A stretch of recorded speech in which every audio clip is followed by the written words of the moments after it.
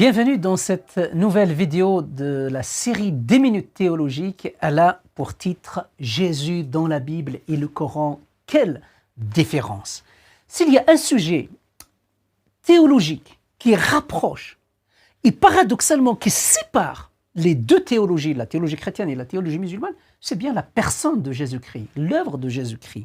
En effet, Jésus, l'islam, la théologie musulmane consacre beaucoup de place, donne une place importante, comme je vais essayer de le montrer, à Jésus. Mais en même temps, il faut savoir que c'est sur Jésus qu'il y a vraiment la pierre d'achoppement principale, c'est sur Jésus. J'aimerais vous présenter d'abord Jésus coranique. Comment le Coran, la théologie musulmane, présente Jésus? Jésus, sa conception est une conception miraculeuse. C'est la sourate 3 qui l'indique et la sourate 19, la sourate de Maryam. Le Coran reconnaît que Jésus est né uniquement d'une femme par l'intervention de l'Esprit Saint. Il est appelé Isa ibn Maryam, Jésus fils de Marie.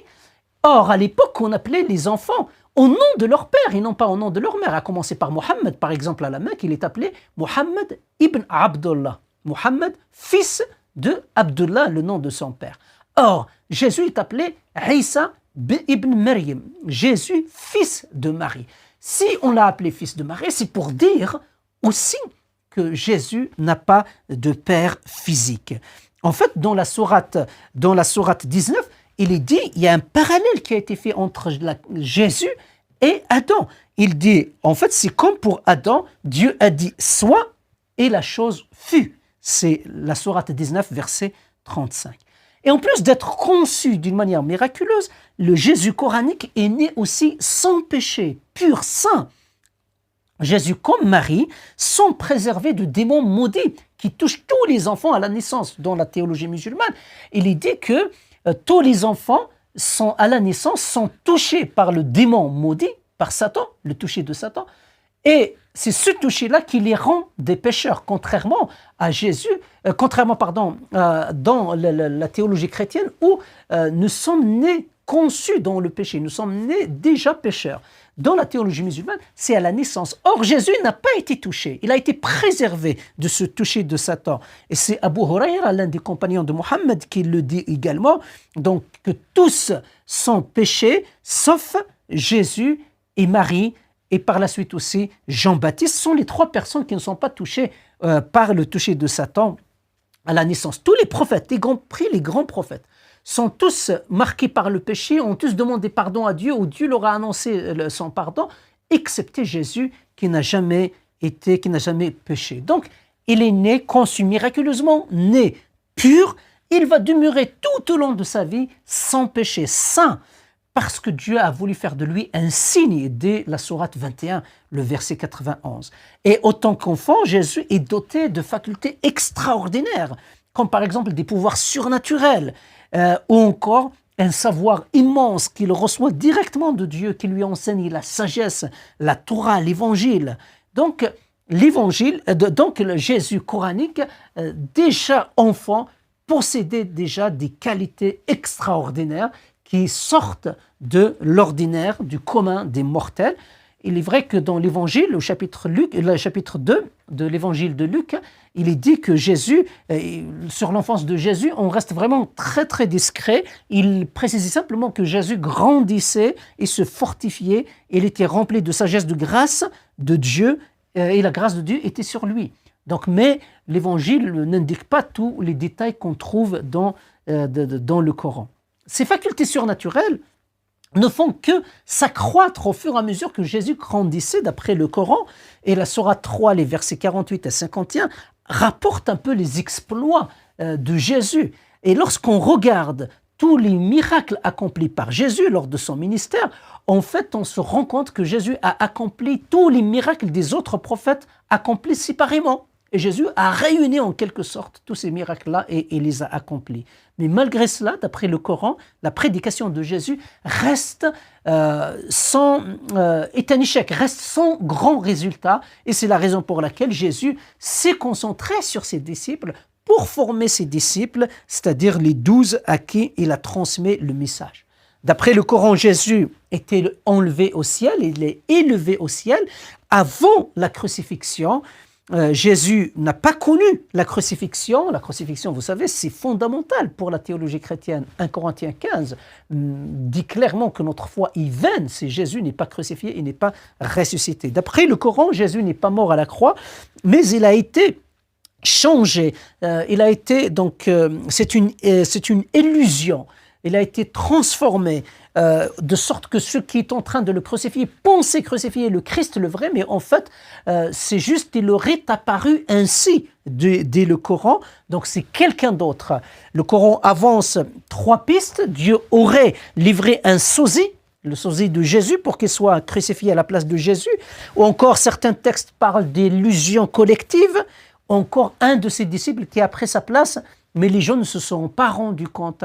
Parce que pour l'islam, c'était impensable qu'un prophète puisse terminer sur une croix, c'est-à-dire ce serait pour eux une défaite. Pour le Coran, c'est une défaite. Or, dans la Bible, bien entendu, le Nouveau Testament, on parle de la crucifixion de Jésus, mais pas comme une défaite, mais c'est la victoire. C'est là où la victoire de Dieu a eu lieu d'une manière éclatante et d'une manière spectaculaire. C'est à la croix que Jésus a livré en spectacle les forces démoniaques, le diable et toutes les forces démoniaques. Et à la fin, dans la conception coranique, donc Jésus reviendra pour le jugement.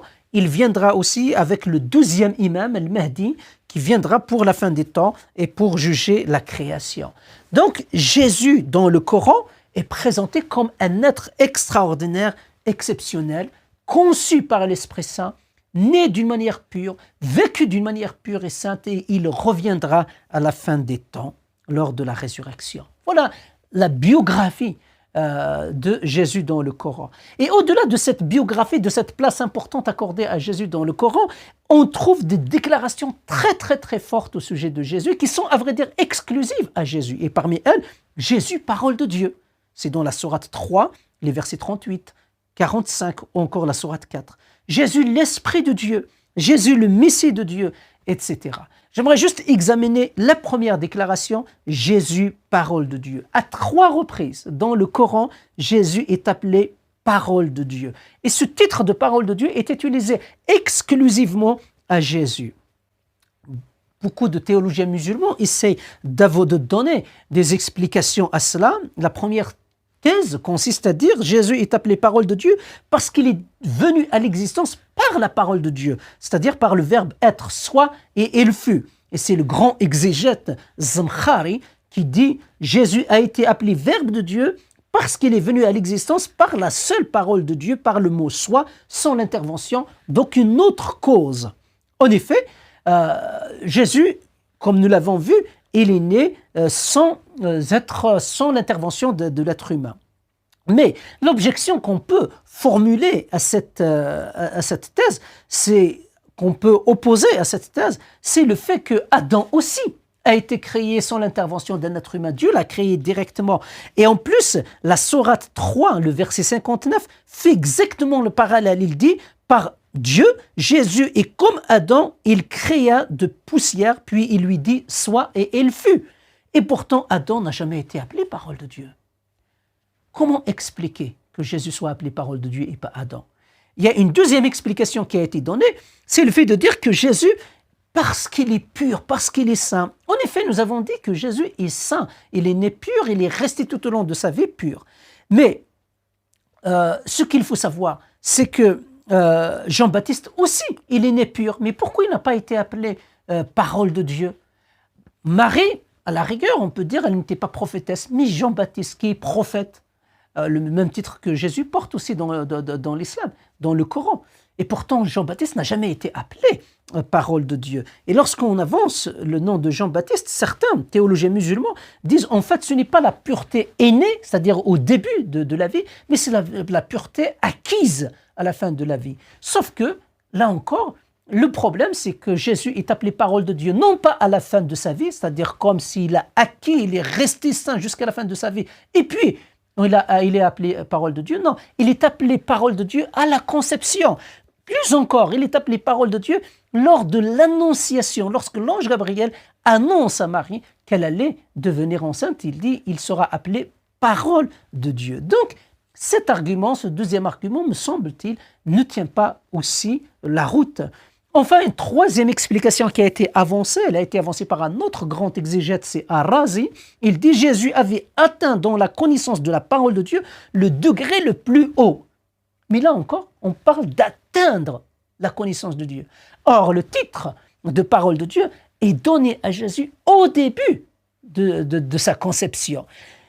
Il me semble que là encore, cette explication ne rend pas compte complètement de ce titre de coranique de parole de Dieu. Je pense que ce qui rend compte de ce titre de parole de Dieu dans le Coran, il me semble qu'il faut le chercher ailleurs. Il faut le chercher dans l'évangile de Jean. Dès les premiers versets de cet évangile, il dit « Au commencement était la parole était avec Dieu, la parole était Dieu.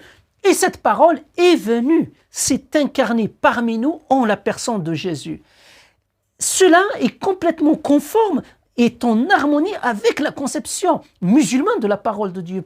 Dans l'islam, la parole de Dieu est cette parole qui a préexisté auprès de Dieu, appelée la mère du livre, et que Dieu a commencé à révéler par la Torah à Moïse, les psaumes à David, l'évangile à Jésus et le Coran à Mohammed. Donc dans la conception musulmane, cette parole de Dieu a préexisté auprès de Dieu et que Dieu a révélé. Et donc le Coran, lorsqu'il dit Jésus est parole de Dieu, il fait allusion à cette parole de Dieu.